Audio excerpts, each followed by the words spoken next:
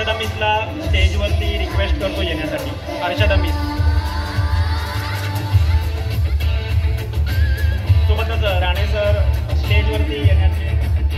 Rane sir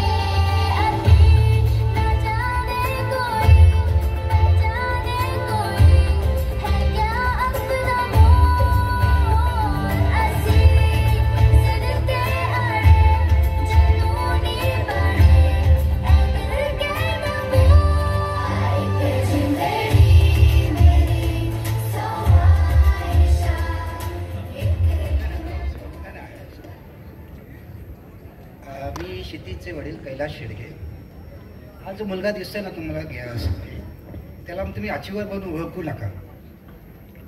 फार कठीण परिस्थितीतून तो उभं राहिलेला आहे. म्हणजे सांगायचं म्हणजे मी दिवसभर कामाला असतो.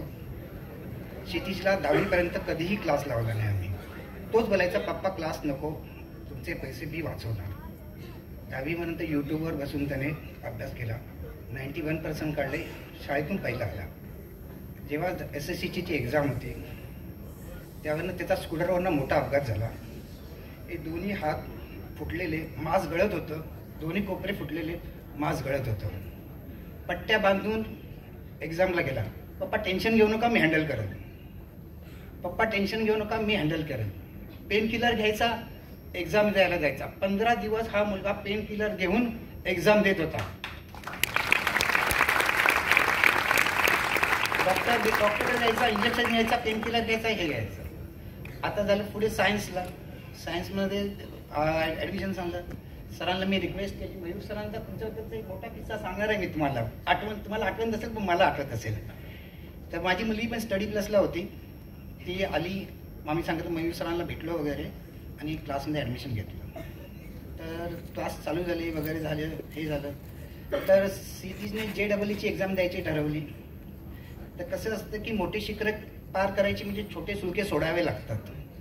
तुम्हाला पाठीमागे सोडायला लागतात. त्यांनी मला सांगितलं पप्पा मला बोर्डची एक्झामला जास्तीत जास्त 15-20 दिवस भेटेल. मी त्यात काय जास्त अचीव करू शकणार नाही कारण ते माझा एमच नाही आहे. माझा एम आहे त्याच्या पुढचं. त्याच्यामुळे मी हे थोडेफार जे काय प्रयत्न करीन 75%च्या वर काढीन. त्यावेळी मला JEEला हे करेन. त्यांनी 85% काढले. बोर्डच्या JEEच्या शेवटच्या याला मुलगा 103 तापाने फणफणलेला. तसाच गेला एक्झाम द्यायला. 96% काढून घेऊन आला. याच्यात पुढे काहीच नाही. अजून तुम्हाला मी आणखी त्याची ट्रॅजेडी सांगाल तर आणखीन तुम्ही हे व्हाल. आता त्याच्याकडे उरला 1.5 महिना. मीला क्षितिज आता काय करशील बेटा? पप्पा काय टेन्शन घेऊ नका, मी करतो सगळं. मुलगा माझा तुम्हाला अजून सांगतो, काही टेन्शन घेऊ नका, करतो मी सगळं. CETला त्यांनी नमन सर मी तुमचे खास आहे म्हणजे राणे सर, मी तुम्हाला विसरलेलो नाही आहे सर. प्रथमेश सर, या गोष्टी मी विसरणारा माणूस नाही आहे. आणि त्यांनी खूप मदत केली. CETला एक्झाम हॉलमध्ये गेला. एक्झाम हॉलमध्ये एवढं अनकॉर्डिनेशन झालं की त्याची 15 मिनिटं तिथे वेस्ट केली. तर हा स्टुडंट आहे ना 99.52चा नाही आहे, हा 100%चा स्टुडंट आहे. This is unfortunate for each and every time for him. त्याला कधी कधी नियतीने साथ नाही दिला. पण एवढंच आहे ना, जेव्हा तो याच्या बाहेर आला ना, तेव्हा 18 वर्षात माझ्या मुलाच्या डोळ्यात मी कधीच अश्रू बघितले नाही. त्यावेळी तिची 15 मिनिटं फुकट गेली ना हॉलमध्ये, त्याच्या डोळ्यात अश्रू होते फक्त 2 सेकंदासाठी. तिला क्षितिज तुझ्या डोळ्यात पाणी आहे बेटा? नाही पप्पा, होते असं कधी कधी, पण प्रत्येक वेळेला माझ्याबरोबरच का? ठीक आहे, नो प्रॉब्लेम. असं आलं झालं हे सर्व. आता ॲडमिशन वगैरे त्याची प्रोसेस झाली. नंतर आता ॲडमिशनची झाली तर काय बोललं, पप्पा मी तुम्ही काळजी करू नका, मी तुमच्या ॲडमिशनसाठी पैसे घालवणार नाही. जिथे मला स्कॉलरशिप भेटेल ना तिथेच मी शिकणार. आज जे सांगलीमध्ये आहे तो लोक 14 लाख रुपये घेऊन ॲडमिशन घेत आहेत तिथे. माझ्या मुलाने 29,000 ॲडमिशन करून दाखवलं. आता एवढंच नाही तर मला बोलतो पप्पा की आता मी बाहेर जाणार नाही शिकायला, मी पोस्ट ग्रॅज्युएशन एमटेक वगैरे इथेच करणार, इथेच स्कॉलरशिप मिळवणार, इथेच येणार, तुमचा 1 रुपया कधी मी वापरणार नाही. आणखीन गंमत सांगतो, स्टडी प्लसला सरांनी पेपर तपसायला वगैरे छोटंसं काम दिलेलं त्याला. ते जे 1200 रुपये त्याला मिळाले ते घेऊन तो घरी आला.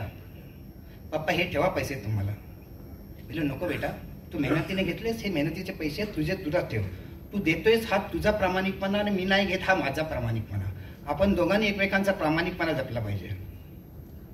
आता दुसरं म्हणजे आणखी एक गोष्ट सांगायची म्हणजे त्याला काय झालेलं की मी जेव्हा ॲडमिशनला आलो त्यावेळेला इथे लालबागला पेली गल्लीमध्ये तुमचं ऑफिस आहे ना, पेली गल्लीचं ऑफिस आहे, तर बसलेले मयूर सरांना त्यांनी रिक्वेस्ट केली, सर माझ्या वडिलांना माझ्या याच्यासाठी जरा कन्सेशन द्या म्हणून. मयूर सरांनी डोळे मिचकावले, देतो मी, पण तू काय करशील, तुमच्या क्लासमधून पहिला येऊन दाखवेन. आज मुलगा पहिला आलेला आहे. My son is a heart of lion and difficult to crack. ही सर्वात महत्वाची गोष्ट. हे सर्व ह्या गोष्टींमध्ये ना एक कलाकार नेहमी पाठीमागे राहिला, सर्वात मोठा कलाकार. शिक्षकांना त्यांना एवढा टफ बनवणारा एक पडद्यामागे कलाकार लागला, म्हणजे माझी मिसेस. मी सतत दिवसभर कामाला असायचो आणि तिला जे संस्कार माझ्या मुलावर दिलेत ना त्याचे उपकार मी कधीच विसरू शकत नाही. नेहमी पडद्यामागचा कलाकार राहिला.